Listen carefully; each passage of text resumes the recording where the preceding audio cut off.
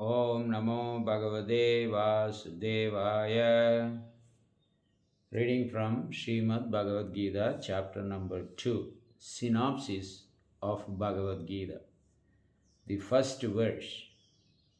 Sanjaya Uvacha Tam Tadaya Kribaya Vishtam Asru Purna Kulakshanam Vishidandam Idam Vakyam Uvacha Madhusudana. Sanjay said, seeing Arjuna full of sympathy, in his mind grief stricken, and his eyes filled with tears, Krsna, the Supreme Personality of Godhead, killer of demon Mathu, said the following words. Tam tada kribaya vishtam, feeling sympathy. Vishtam means overwhelmed with sympathy, and eyes were filled up with tears. Asru Purna Kulakshanam, completely covered the eyes. Vishidandam Idam Vakyam, in such a mournful status of his mind and consciousness, seeing that, Uvacha Madhusudana, Lord Sri Krishna is going to actually speak now. Now, when Sanjay told this to Dhritarashtra, Dhritarashtra became very happy. Now he said to Sanjay, Sanjay, no, Arjuna is not going to fight. If Arjuna doesn't raise his weapon, then there is always possibility of being successful. We will be the defeated of the enemy. So we can actually do that just because one person, Arjuna, doesn't take part in the battle, then we have all the hope to be victorious. So in this way, Dhritarashtra addressed Sanjay. Now, Arjuna became very sad, and he was crying silently inside. When tears actually comes out and doesn't blow out, still tears are coming, means internally he is painful. Anybody, and internally they are just controlling that misery, sadness. That is what Krishna is actually seeing here. And because of that tears, he is unable to see the objects. So naturally, when we are in the gross platform of elements like earth, water, fire, air, ether, this entire world is made of these 5 elements.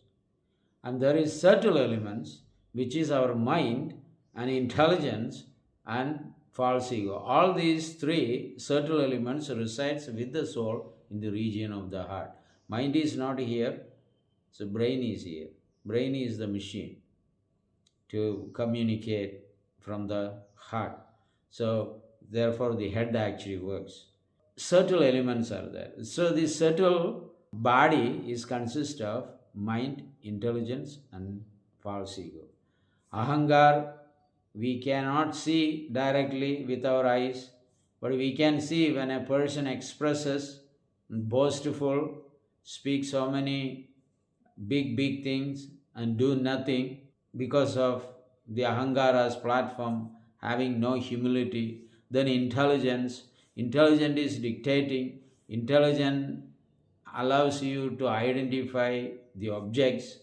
This is phone, that is refrigerator, this is mama, that is papa, this is chair, that is table, this is physics, this is chemistry, this is bus, this is car, this is airplane. All these identification of the object is due to the intelligence. And mind is the person thinks about how this airplane is made. I can think, feel, will. I can feel also, I can touch also. the mind actually contemplates on how the objects are manifested and what is the ingredients of it. So these are the mind. So these three elements cannot be seen by anyone.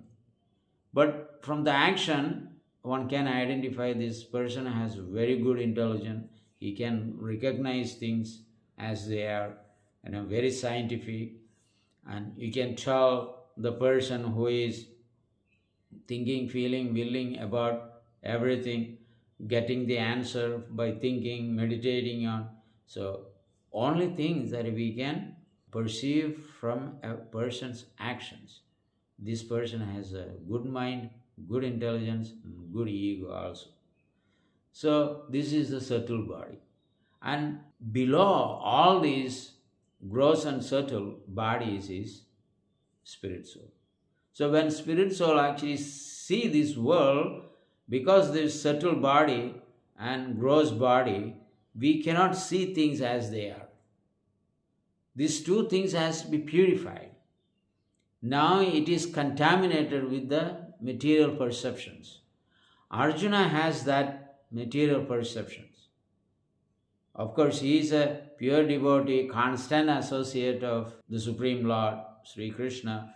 So he may be acting as a dramatist, on the stages, different people act as mother, father, disciple, guru, brother, sister, like in the movies or dramas or like that. So he is acting like an ignorant person, but he is very much educated.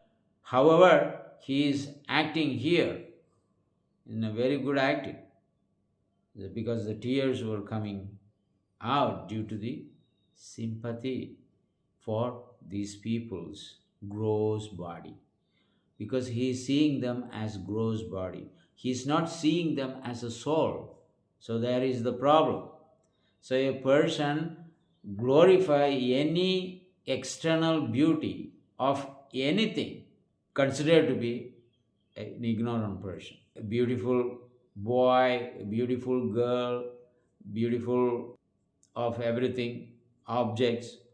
These material beauties have no reality whatsoever. It will perish due course of time. If you take a rose flower, a tender, blooming rose flower is very beautiful. See, we more often take that, pick it up and offer to God. Then that is the perfection of that particular flower, and the person who is engaging that flower in the service of the Supreme Lord also meet with perfection. So why this point is made? When one is young and the mind, intelligence, everything is in good functionary, one should engage that in the service of the Lord. Old mind, old intelligence only goes to their past because of constant gross activities, materialistic activities. One is unable to take up the process of devotion service. So therefore, one should take it immediately as soon as they find that here is my Supreme Father and Supreme Mother, Radha and Krishna. Then we will be able to go in the right track. So here Arjun, due to the gross vision, he is unable to see things as they are. Therefore Krishna says in Bhagavad Gita, no, Srimad Bhagavatam is the masters in spiritual science.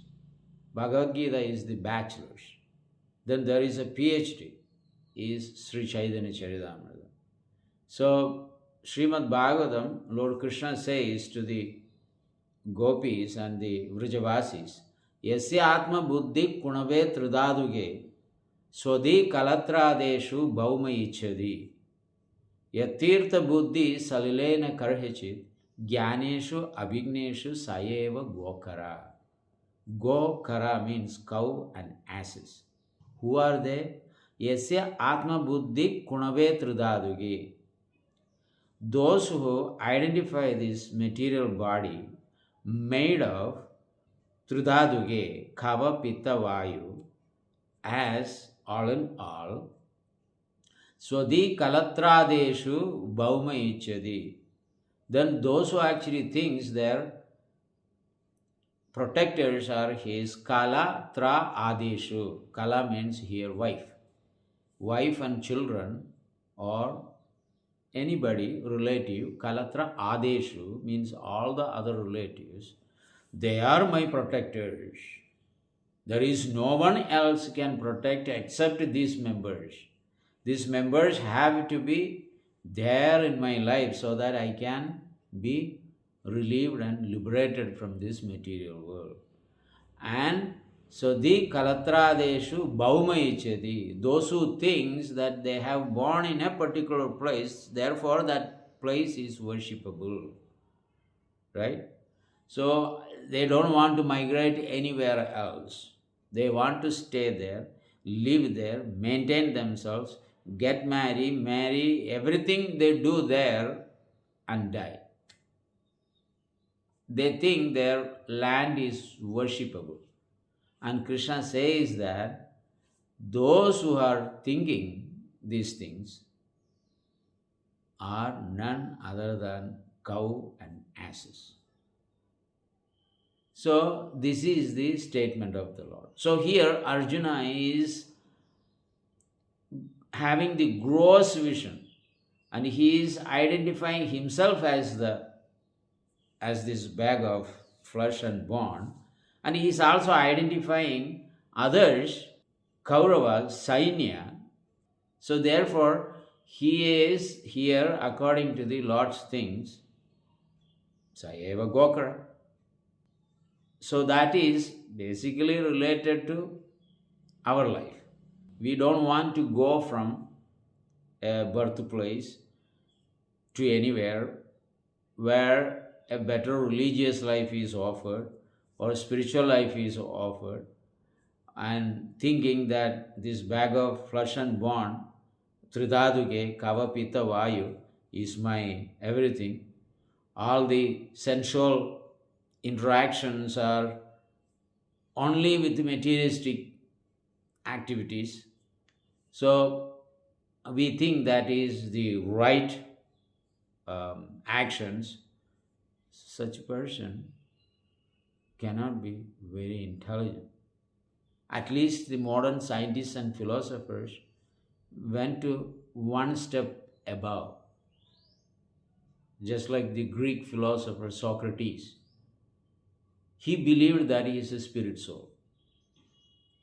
At that time, it was a dark age. He was caught because he thought that he is not this body, he is a spirit soul. Therefore, he was caught by the legal department, judge. They arrested him. So they kept a part of hemlock poison and said, Socrates, if you think you are not this body, then you drink this poison. Then Socrates said, you catch me if you can. I am not this body. I will drink it because I am not this body. So he drank the poison. Of course, the poison works. So he died. But he was a Brahmagyani. He understood that he is a soul. This was the time of Greek civilization. He was very much knowledgeable person in terms of understanding body and soul. So here Arjuna is actually lamenting for killing these people. And Krishna understands these guys are not this body. And they are using this body, what I have given them, for irreligious activities. Therefore, I must take that body back. That is Krishna's intention. I have given all these people different kinds of bodies, but they are misusing it. So therefore, I must kill them. Means, I take their body away from them. Just like taking the coat and shirt from a person when he misuses that particular thing. So this is an example. That is the story here. So Arjuna was lamenting and he doesn't want to fight. Now, in the next verse, Krishna began to speak. Till now, the Lord was with him and listening what he had to say. The first verse Krishna spoke as a reply is from the second verse onwards. Thank you very much. Hare Krishna. We will continue tomorrow from Bhagavan Vacha. Hare Krishna.